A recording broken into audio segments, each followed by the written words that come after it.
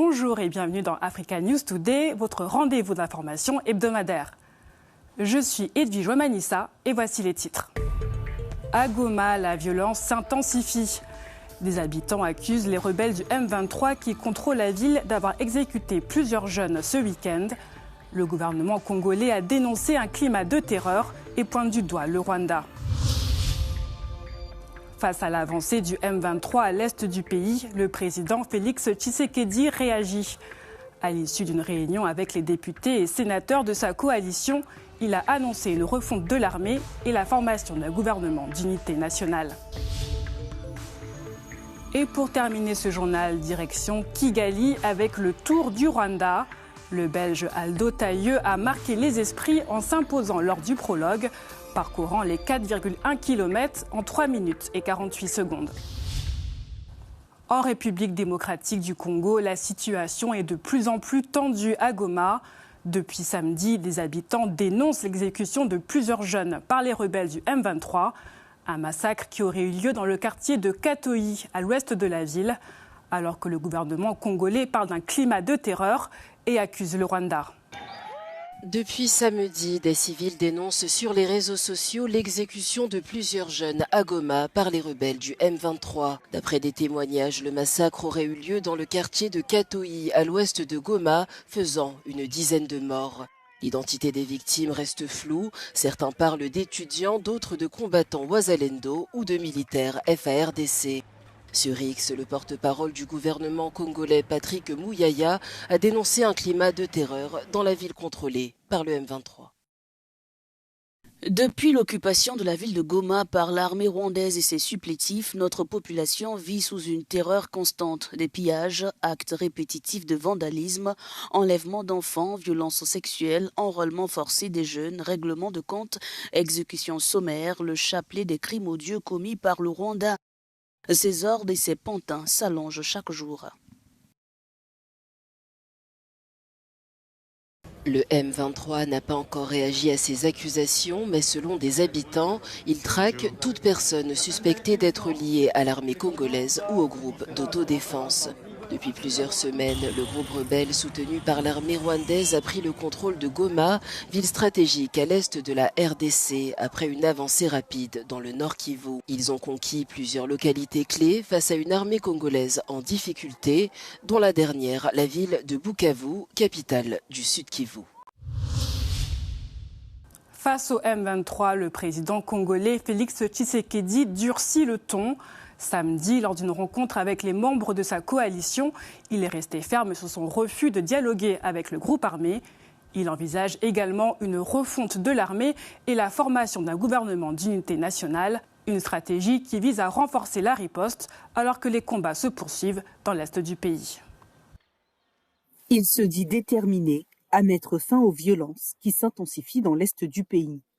En République démocratique du Congo, le chef de l'État, Félix Tshisekedi, annonce la nomination d'un gouvernement d'unité pour lutter efficacement contre la montée du groupe rebelle M23. Samedi, dans l'une de ses premières déclarations depuis que les rebelles se sont emparés des principales villes de l'est du pays, le président Tshisekedi a déclaré que cet objectif commun à tous les Congolais devrait être plus important que les querelles internes. Les rebelles du M23, qui se disputent le contrôle et l'influence de l'est du Congo, ont pris d'assaut la région, s'emparant de villes clés et tuant quelques 3000 personnes. Au cours d'une offensive éclair de 3 semaines, le M23 a pris le contrôle de Goma, la principale ville de l'est du Congo, et s'est emparé de Bukavu, la deuxième ville du pays. Les rebelles sont soutenus par environ 4000 soldats du Rwanda voisin, selon les experts de l'ONU. Ils se disent déterminés à marcher jusqu'à la capitale Kinshasa, située à plus de 1000 km. À Bukavu, la capitale du sud Kivu, également contrôlée par le M23, plus de 200 policiers et militaires ont rejoint les rangs du groupe armé. Une cérémonie s'est tenue devant le commissariat provincial de la ville sous le regard de la population. Ces enrôlements interviennent alors que des critiques se font entendre sur l'insécurité grandissante dans les quartiers. En tenue des forces armées congolaises, 200 policiers et militaires ont fait allégeance à l'Alliance Fleuve Congo, le mouvement politico-militaire allié aux rebelles du M23, soutenu par Kigali. Un choix au forceps, disent certains. Pour les concernés, il s'agit d'un choix de raison. Nous avons été formés avec l'argent du gouvernement congolais. Et je suis congolais. Si le gouvernement a mis le moyen en jeu pour la police sera nouvelle. Ce n'est pas une police qui va faire l'intervention à pied. Une police qui va au service sans déjeuner.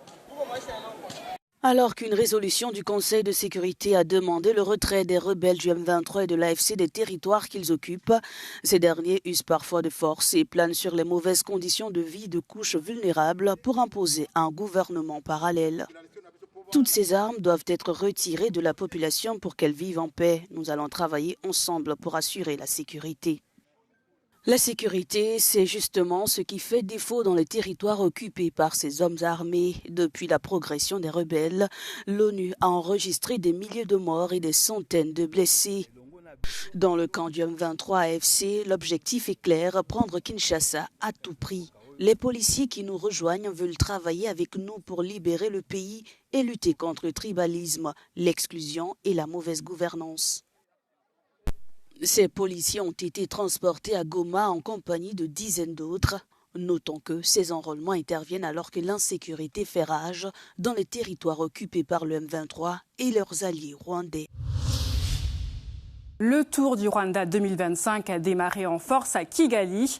Le Belge Aldo Taieux a dominé le prologue disputé dimanche, parcourant les 4,1 km en 3 minutes et 48 secondes.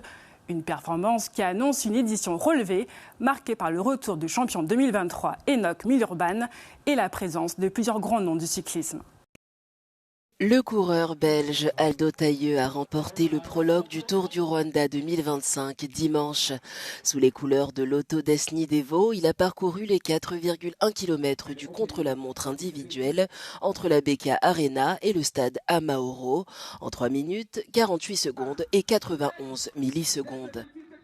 Son coéquipier, Milan Menten, a pris la 3e place, juste derrière Fabien Doubet de Total Energy, qui s'est classé 2e. Je suis vraiment heureux parce que c'était dur, c'était seulement 4 minutes. Donc c'est tout dans la zone rouge, c'était dur, oui. Mais je suis vraiment heureux. Ça, je ne sais pas, je ne suis pas vraiment le garçon pour le classement, mais... Le Tour du Rwanda 2025 marquera le retour de l'ex-champion Enoch Milurban, vainqueur du titre en 2023. Parmi les autres coureurs présents, on retrouve les vainqueurs d'étape Metkele Yob et Itamar Enor d'Israël Première Tech. La course, qui s'étend sur 8 étapes et 812 km, comporte l'étape la plus longue, reliant Rukomo à Kayonza sur 158 km.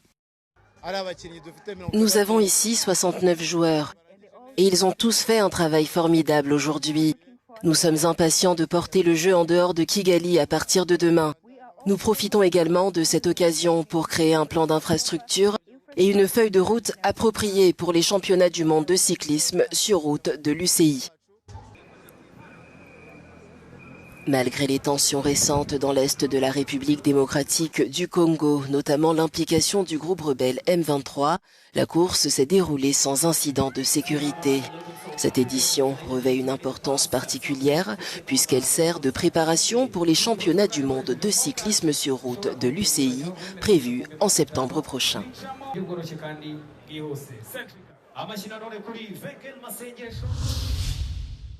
Et comme chaque semaine dans Africa News Today, voici l'agenda hebdomadaire avec quelques dates à retenir. Le Nigeria accueillera le sommet international sur l'énergie du 24 au 27 février à Abuja. Cet événement réunira des experts, investisseurs et décideurs politiques pour discuter des défis énergétiques en Afrique.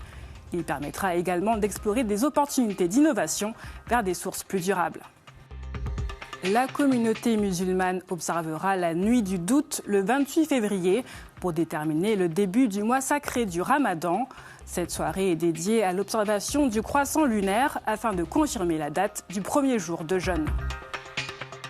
Les dirigeants des pays arabes se réuniront en Égypte le 4 mars pour un sommet d'urgence consacré à la situation à Gaza. Les discussions porteront sur l'escalade des tensions, l'aide humanitaire et les solutions diplomatiques pour la région. La 29e édition du FESPACO, le Festival panafricain du cinéma et de la télévision de Ouagadougou, se tiendra du 22 février au 1er mars. Le festival mettra en avant le meilleur du cinéma africain à travers des compétitions, projections et rencontres professionnelles. C'est la fin d'Africa News Today. Merci de nous avoir suivis et à la semaine prochaine pour une nouvelle édition. Pour plus d'informations, restez sur Africa News et africanews.com.